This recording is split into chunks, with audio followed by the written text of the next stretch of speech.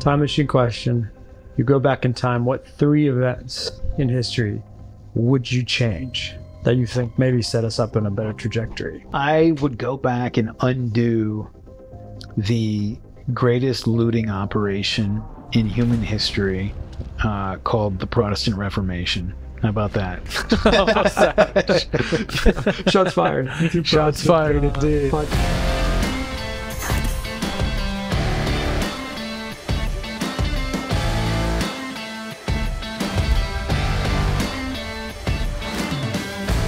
You're back. Good to see you. Back. You too, always. So we only have a short amount of time. So here's the question for you. You get beamed back. Time machine question. Time machine question. You go back in time. What 3 events in history would you change that you think maybe set us up in a better trajectory today? Well, let's see. I could think of about 300, but let's try to keep it. What are your top on the same timeline? Let's go with. I wish that the American government would have made clear to the Europeans during the First World War, before and during the First World War, that we were not coming, that we were not going to ride to the rescue. It was just not going to happen. I firmly believe that if that were the case, peace would have been made in 1916 or 17 on amiable terms that the French wouldn't have been happy about, and but would have rebalanced the power structure of Europe in a way that was sort of more in keeping with reality. So it would. Whenever you have a power structure that's not in keeping with the institutional structure at the time, you're going to have this tension. Pushing against the bulkheads, and that's what was happening in Europe at the time with Germany, and that's what would have happened. You would have had a readjustment of the pound's power in Europe in favor of Germany, that would have reflected the underlying reality of the situation, population, industry, all the various things. And if you just think about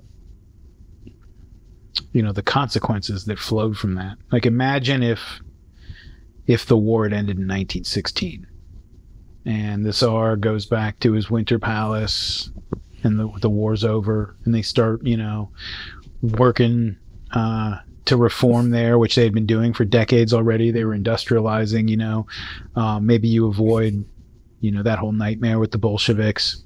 If you avoid that, then you avoid fascism and National Socialism and everything, because those were direct responses to this threat. It's one of the things that I think people today have a lot of trouble keeping in mind when they think about the actions of the powers, the nations in Eastern and Central Europe during the interwar and World War II period. Is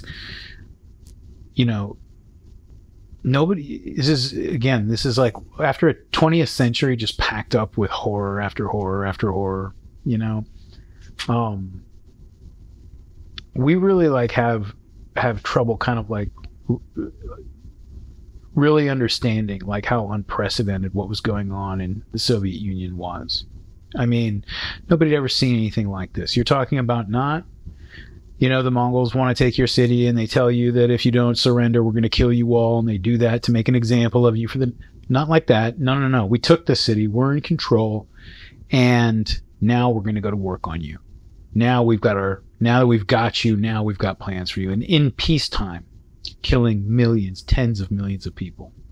Nobody ever seen anything like that. I mean, and not just political dissidents or people who are revolutionaries and trying to cause problems for the regime or something, but just people who are expressing dissatisfaction, the level of deep, even intra-family, totalitarianism that emerged out of that system, the deep paranoia that that it engendered, and then just the mass executions and starvation, just everything else. Nobody had ever seen anything like that before. In all of those countries in Eastern and Central Europe, the ones with really strong communist parties or communist movements that the party itself was banned, that were taking direct orders from Moscow, getting funded by Moscow, were being used as literally just a foreign policy arm of Moscow. You know, these weren't like indigenous communist parties that happened to like, you know, be simpatico and get some support from Moscow. These were foreign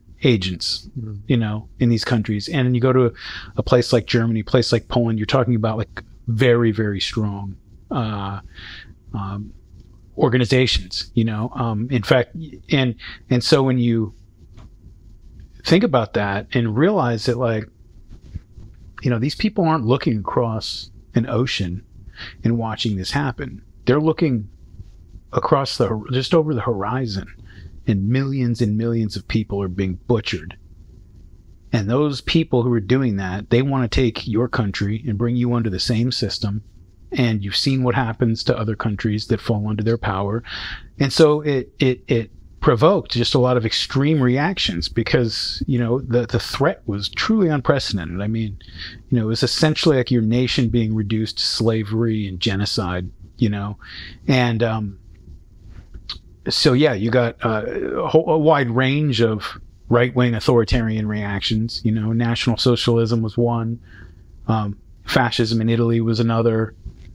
Obviously, the regime in Spain is, I mean, I wouldn't call it fascist necessarily, but like right-wing authoritarian. Sure. Poland under Pilsudski and the people who followed him. And so when you see that, and you know, when you sort of internalize the fact that these were all reactions to an unprecedented situation, it gives you a little more understanding for why they would go down that road. And so, yeah, that's just one thing that, like, imagine the Russian Revolution didn't happen and you didn't get a Soviet Union, or a revolution happened over there, but it was not in the midst of a world war. And, you know, the people who took over, the liberals who took over in February and March, like, they could have held on to power and didn't get overthrown by the Bolsheviks because the Germans, you know, didn't put a bunch of them on a train and send them over there with $1 billion, you know? Because, I mean, I don't think there would be a czar today, regardless of, you know, what happened in 1917, but like maybe it could have gone a different way. Sure. That's just one consequence.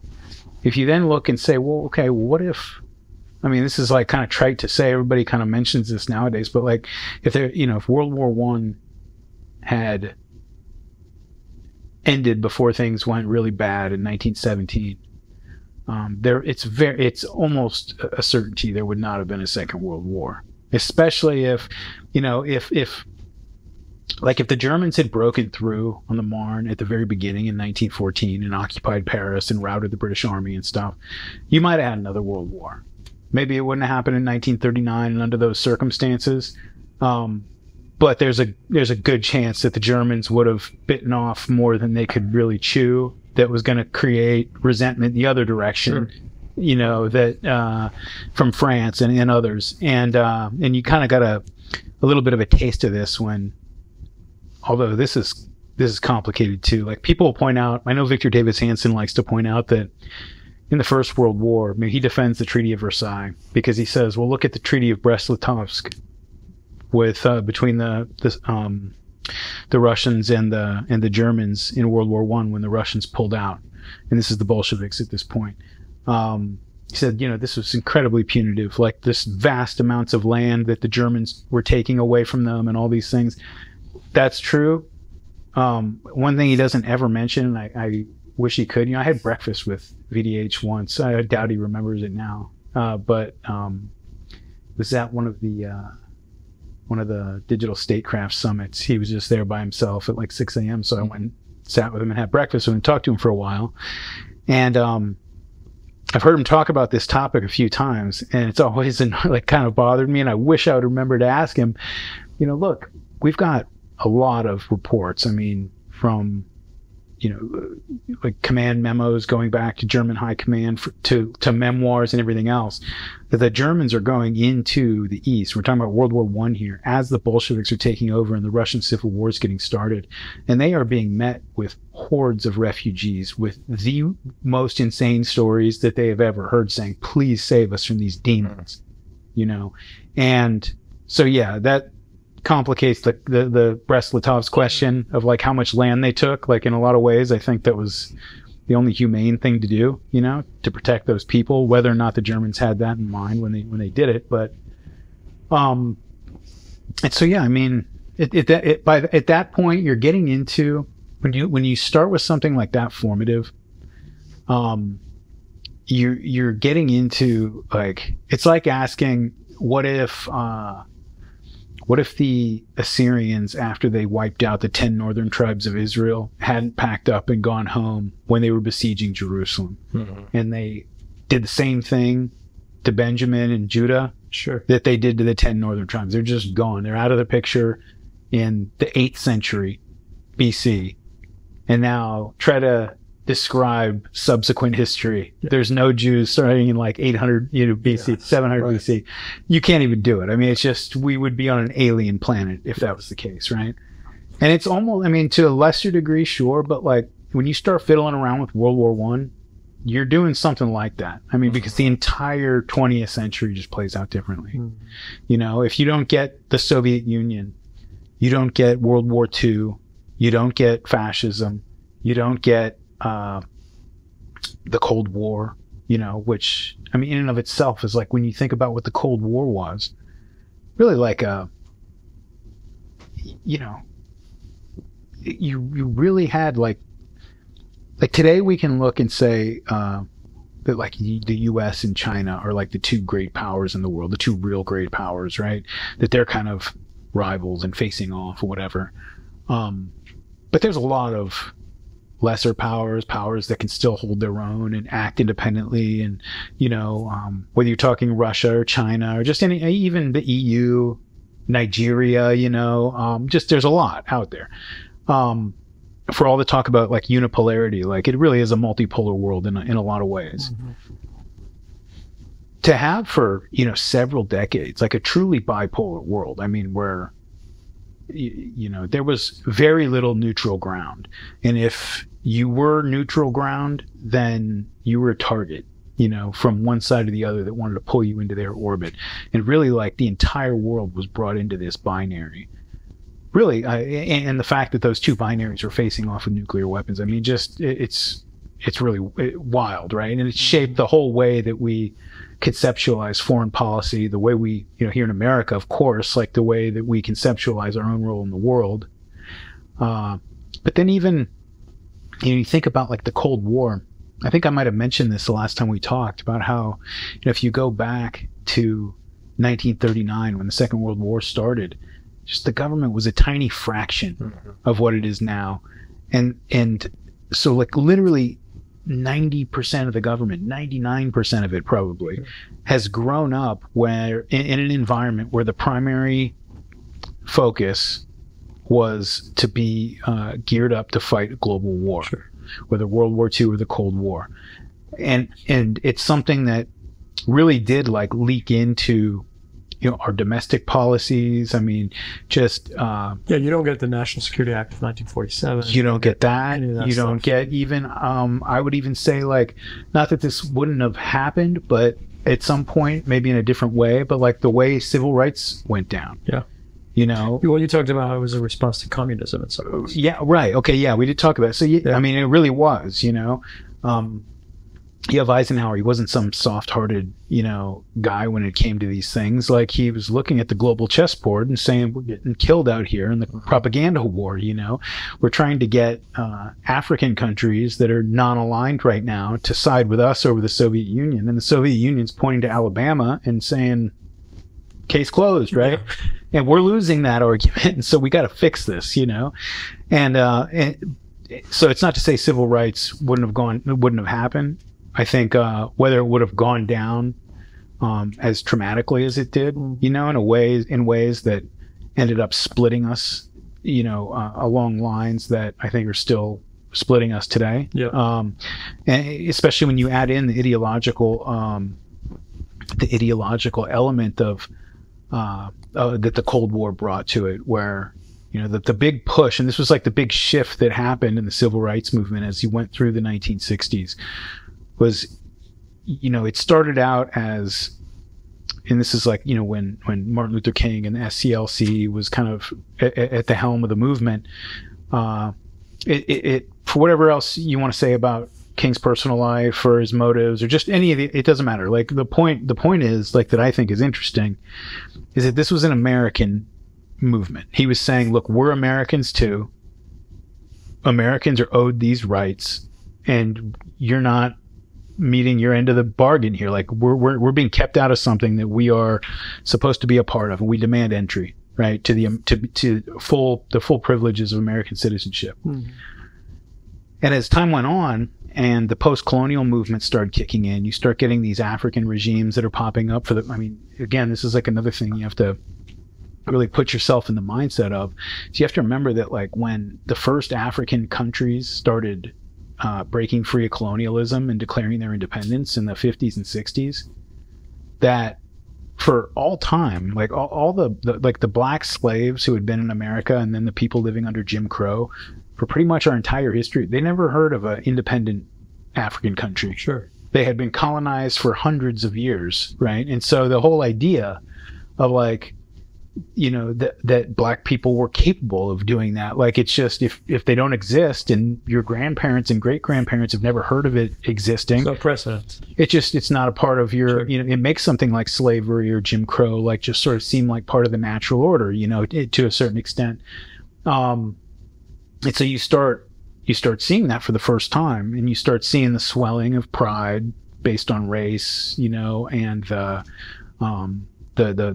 racial polarization that's taking place, like, outside the South as the black migration kind of ran into the you know, the ethnic European peoples in the cities they were moving into, starting to have conflict there, and all of it being fed into with, like, Cold War propaganda from the left, saying that you're not really Americans, like, that you kind of, and because this is what you get to, and you get to Stokely Carmichael and the Black Panthers and Louis Farrakhan and all the rest, like, Malcolm X, what they're saying is they're a diaspora population that was brought here against their will. They're not African Americans, you know, they're Africans who are in America, you know, and who were brought here against their will, and they're fighting a war. They're fighting one front of this war that's now taking place. Vietnam is one front, mm-hmm. Algeria is another front. You know, these African countries are, and then here in the United States on the streets of, like, Oakland and Detroit, like, that's another front. We're part of this, like, global South, this third world. And it de-Americanized it and sort of globalized, like, the whole idea of civil rights, you know, and turned it into something that really was like a conflict model based on the Cold War. Sure. As opposed to just, because, I mean, you know, the thing is, like, there's a reason why the supporters of segregation and Jim Crow and everything lost that battle ideologically, and it's not just because Eisenhower sent the National Guard down or the U.S. Army down.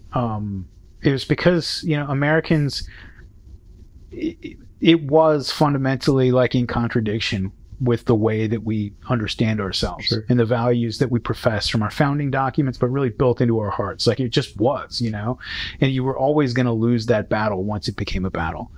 And so I think all of that stuff would have, it's all connected to World War I. Well, it would have happened. Nice, yeah. It would have happened, like, eventually, regardless, but it wouldn't have turned into, like, that, you know, it wouldn't have turned into something that was a conflict model based on the Cold Sure. War, which would have been much less polarizing, which would leave us in a very different situation today. Yeah. Do you think there was a feasible path for the U.S. to stay out of World War I? So, I mean, that, when you ask a question like that, what you really get into is, like, I mean, sure, it was really easy to stay out of World War I. All you had to do was stay out of World War I. Right. Like, there's no Pearl Harbor event. There was no anything that, like, made it so that just, you know, as a matter of national honor or just crucial, like, you know, just national interests there was nothing like that. And so on one hand you say, oh yeah, all you had to do was just not get involved in World War I. But then, you know, there's this interesting thing. If you read the biographies of Hitler, Kershaw talks about this, Toland talks about it, how, you know, Hitler was like a very, he was not a worldly man. Like, he was pretty well read, but, like, an autodidact, and he hadn't traveled. Like when he conquered Paris and went and visited, that was the first time he'd ever been to Paris, right? So not a worldly man. He, pretty young guy, you know, and just hadn't been around. Never went to England. Just so kind of provincial in that sense.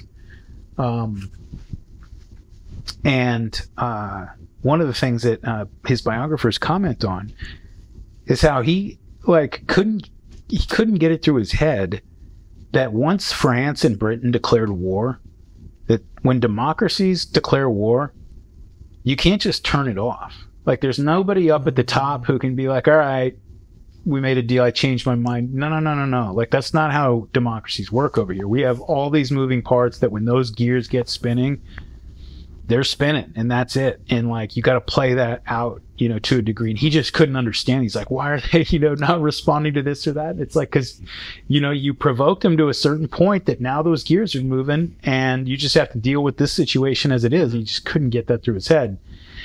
And so when you talk about something like World War I, it's kind of like that. It's like all the different moving parts. I mean, you know, if you could have. It's kind of like my buddy Gray Connolly, an Australian lawyer, super smart guy, like very well-read history guy who is like your sort of classic, just God save the Queen, like British imperialist, like citizen of the Commonwealth, right? And he's great, but he obviously didn't like my comments about Churchill in the Tucker interview. And he put out a thread that was like totally in good faith, and like I received it very well.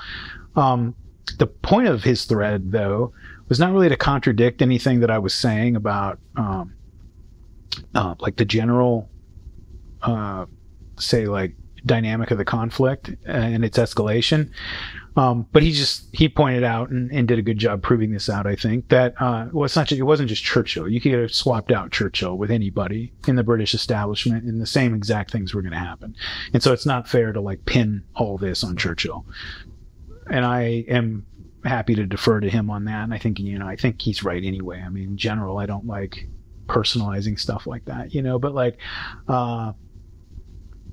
when you have a situation like that where you can swap out like the guy who's literally in charge of the government, technically, you know, you could have swapped out Woodrow Wilson, and, you know, unless you had somebody who was a real, like a Donald Trump, you know, and that's a glitch. Yeah, a glitch, exactly. Somebody who was not, who came in with the naive misunderstanding that they were the president, and you know, they had Article 2 powers and that the executive branch worked for them and not the other way around. Crazy.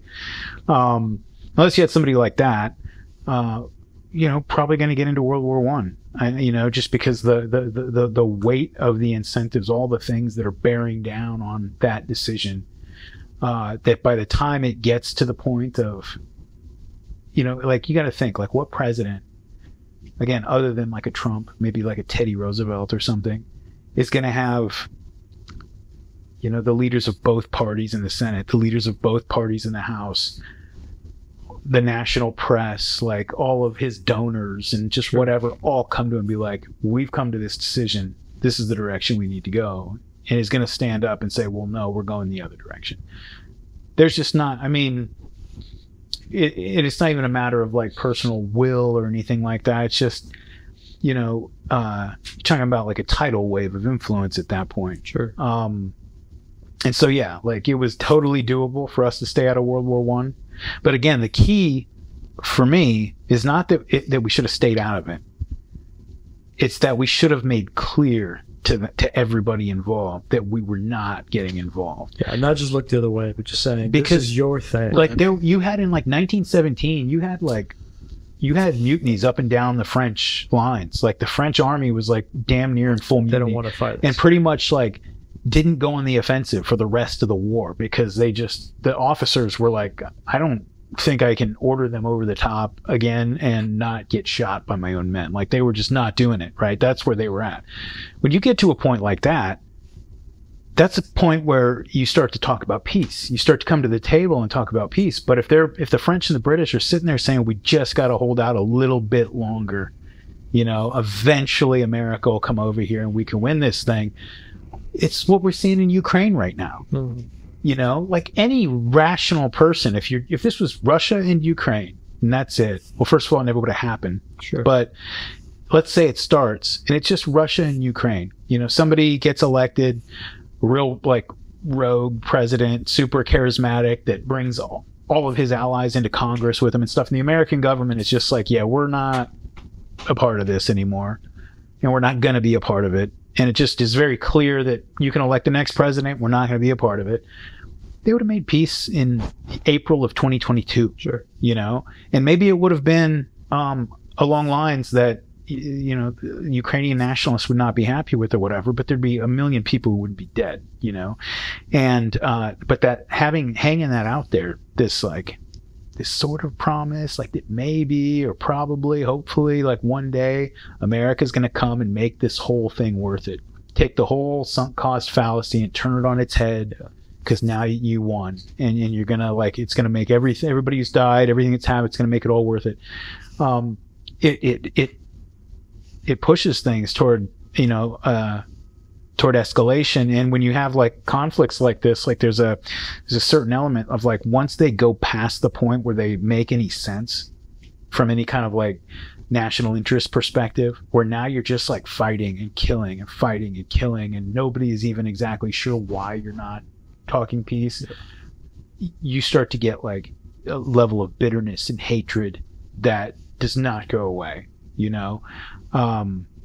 And so, yeah, I mean, another example would be like, just look at, like, I think Israel would be so much better off. It would have been so much better off if for the last like 40 years, America had just made it clear that, like, yeah, we're not like, you know, Hezbollah or whatever, like, starts to act up. You know, we're not going to let Israel get overrun. Like, if we start seeing people bear down on Tel Aviv, yeah, we might like land some Marines or whatever, but you know, we're not rushing over like a troop transport every time, and an extra carrier strike group every time like one of Israel's enemies like gets a little froggy or something. Like, you're a nuclear superpower, you got to deal with this yourself.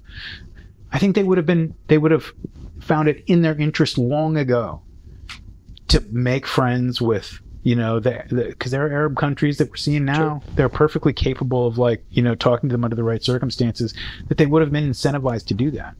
But why would you do that when America's telling you basically, you know, behind the scenes and even in front of the scenes, just our job is to make sure you can do whatever you want. And that if anybody doesn't like it, they don't have to worry about you, they have to worry about us. Sure. That's just going to be like, it creates a situation like, you know, if you know a guy who has like a real tough guy and he has like a little brother, a lot of times the tough guy is actually pretty cool and his little brother is just a little freaking piece, you know what I mean? Yeah. And like, he knows that if he takes risks and gets beat up, it's his brother. Yeah, and it just warps your personality, sure, and draws it in like a direction that's very destructive. And so, yeah. So we have like 2 minutes left, but what other 2 or 3? And you don't even have to explain them. Just be like, here's this, and leave it to your fans and subscribers to like tease out why you might think those events. All right. I'll go ahead and just get like. I'll just leave this one hanging. Leave those breadcrumbs out there. I would go back and undo the greatest looting operation in human history, called the Protestant Reformation. How about that? Shots fired. Shots fired, indeed. Podcast host. Yeah. We'll leave it at that. Now you have to watch the next one, because maybe we'll cover that. Yeah, so we'll do it again, third time, and start with that question. Nice. Thanks for listening to this episode of the New Founding Podcast. New Founding has become a rallying point for founders and investors who are taking serious bets in the face of a stagnant business culture. Our venture fund backs founders building dynamic companies, powered by American ideals and a positive national vision. These are the kinds of founders that embody the optimism and competence of the people who come on this podcast. If you're interested in investing in our fund, check out newfounding.com/venture fund and follow the link to apply.